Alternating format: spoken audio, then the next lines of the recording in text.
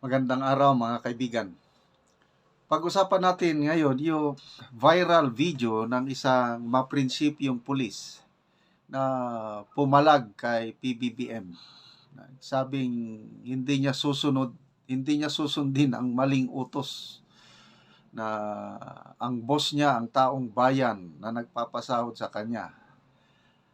Grabe, first time kong makarinig ng ganitong statement ng isang active police personnel. Kasi lumalabas, hindi pa siya nag-resign. Ang tanong ko ngayon is, sino ba itong pulis na ito? Yung mga unang mga pulis na nag-resign, nagpakilala sila, may pangalan, may unit, may rason, ang ganda yung kwento ng buhay. Ito is, direkta na nagsasalita na siya na ano. So, yung pagkakakilanlan, sino? Ni-research ko na, wala akong makitang data kung sino itong pulis at kung ano na ang nangyari sa kanya ngayon. Okay, sa mga hindi pa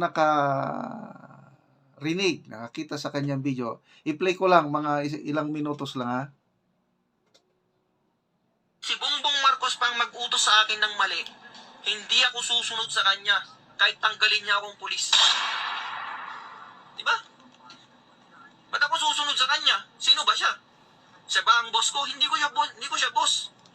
Ang boss ko, yung nagpapasahod sa akin. Sino bang nagpapasahod sa akin? Mga Pilipino. Diba? Mga Pilipino ang nagpapasahod sa akin. Ba't ako susunod sa presidente? Ano ba siya? Presidente lang siya. Diba? Ako, pulis ako. Pwede ko siyang arestuin pagka wala siya sa serbisyo. Pagka wala siya sa pwesto niya. Alam mo yung tinatawag na self-respect or ano tawag dun? Dignity. Dignity. Alam mo yung dignity ng isang empleyado? Dapat hindi mo inaapakan yun. Hindi porke mas mababa sa'yo, aapak-apakan mo na lang yung dignidad niya. Hindi po pwede yan kahit ikaw pa yung presidente ng Pilipinas. Kahit ikaw pa yung pinakamayamang tao sa buong mundo. Hindi mo pwedeng apak-apakan yung dignidad ko bilang tao. Tandaan mo yan. Kahit sino ka pa. Diba? Kahit sino ka pang tao kang yan. Kung inapak-apakan mo yung dignidad ko, magkamatayan na tayo. Diba? Ikaw kayo yung ganyan-ganyanin ko. Ikaw kayo yung kupal-kupalin ko kung anong mararamdaman mo. Diba?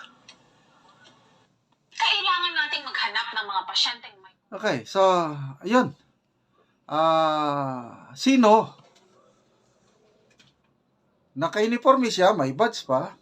At sa tingin ko is tunay na video naman, hindi naman fake.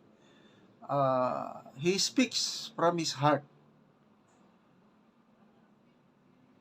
So, kayo mga kaibigan, may pagkakakilanlan ba kayo? Paki-comment naman. Kasi dapat pasalamatan natin itong ganitong klase ng pulis. Although naawa lang ako sa kanya dahil ang tanong, after this viral video, ang dami nang nag-share eh. Yung kay PH, kasi napanood kito kay PH update, in less than one day, 500,000 na ang ano. So, ang dami nang nakapanood. So, ano ang reaksyon ng PNP leadership? Anong gagawin ni General Marbel, General Torre, o yung kanyang immediate superior? Di ba? Natural papatawag yan. Iimbestigahan. I don't know kung kakasuhan ba. So, sino itong maprinsipyong pulis? Dapat nating malaman. Kung sinong, ano ba itong, hindi ko alam yung Facebook page niya eh. Basta lang na-share. Napanood ko na lang kay PH Update. Kaya, there's no way for me to learn, to know kung sino siya. Kasi, gusto ko siyang pasalamatan. Saluduhan. Mga ganitong maprinsipyong pulis. And then, ito na nga, na-imagine ko, he is now in hot waters. Ngayon, baka nga, pinareport na siya eh. At, anong mga option niya, ay kahit tanggalin niya ako sa serbisyo, sabi niya eh. So handa na siya. Bago siya nagsalita, I believe na nakahanda na. Alam niya yung repercussions, yung pagsasalita niyang ganon. At handa na siyang lumabas. Kaya lang paglabas niya, nang dahil sa kanyang mga pahayag, pwede ba siyang kasuhan? Ano ba ang pwedeng ikaso sa kanya? Inaano ko sa kanya, wala namang hindi naman siya yung isang yung inciting to sedition. Wala naman. Wala siyang sinabi na mag-aklas o ano lang. Inaano lang niya yung dignity, self-respect, na hindi siya pwedeng basta-basta kupal-kupalan na lang.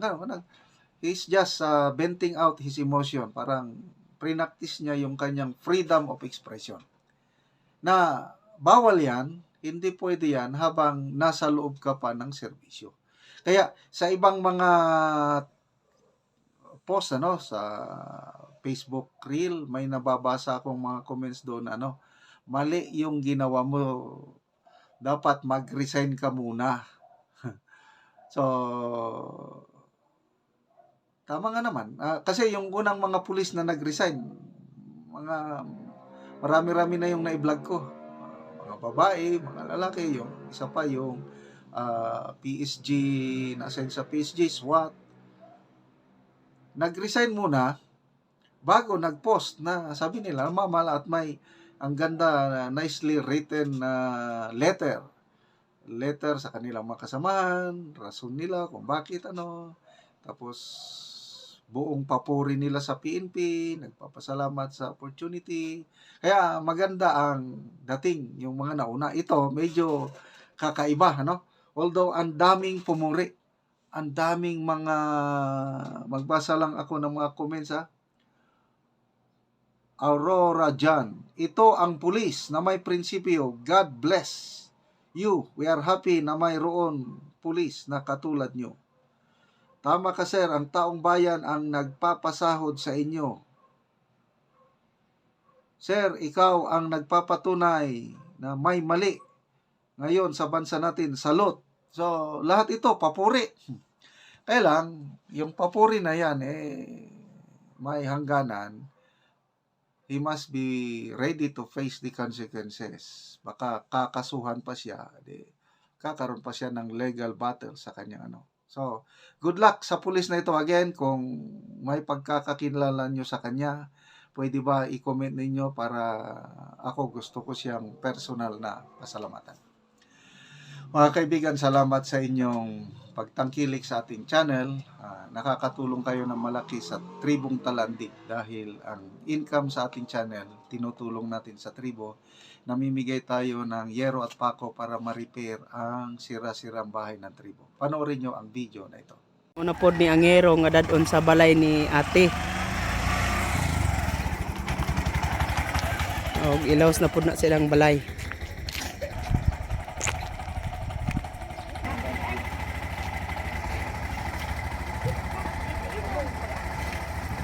Og giabot na pod ang iyang ngero sa iyang balay. So kini ang ikatulo karon nga buntaga ang nagkuha nga ngero.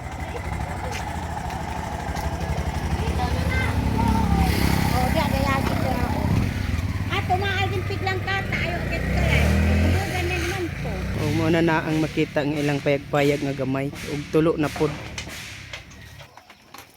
Og muna ni ang payag ni ate. Og karon muna ni siya ang ilang payag og ang diri dapita nga natanggal na kuha na siguro ni Uncle ganina sa sobrang ka-excited niya nga mag-atop na gyud iya na gyud gitanggal. So pag abot namo nga gikan ni ang iyang asawa sa amoa, pag abot namo dinhi gitanggal naman di niya kay excited na lagi nga tagaan og gero kay tungod kay sako ra man gud ni ang uban ani nga iyang giatop sumuo na ni siya. Kumo na ilang payag-payag nga gamay. Mao nga natagaan sila og gero. May mga bulsot naman pod og mga kuana pod ang gero. Gitaya na pod. Kumo na ni ang ilang kahimtang.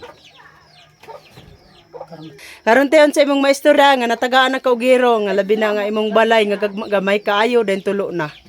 nagpasalamat sad ko kay natagaan ko para usab sad akong balay nga gatuluan na sad unya magpasalamat sad ko nga manghinaot ko nga mapadayon sad ang pagtabang kay naa may tao day nga gatabang sad di ayon pusa nagpasalamat sad ko ako kay hasta akong balay napulian na gid og atok nga labi ra karon na inani na sad akong balay kaya pila na sad na akong sako na napulian sad og sin dako kay pasalamat na ako sa Ginoo. Lagi og sa tanon nga nagtabang ni ini nga kamo nalantawan ang inyong kahimtang nga sako lang in taon ang giatop og si Uncle sa grabe niyang excited pag abot namo diri gitanggal naman din niya yang atop. Oo. So mura to te, salamat. Salamat kayo. Oo.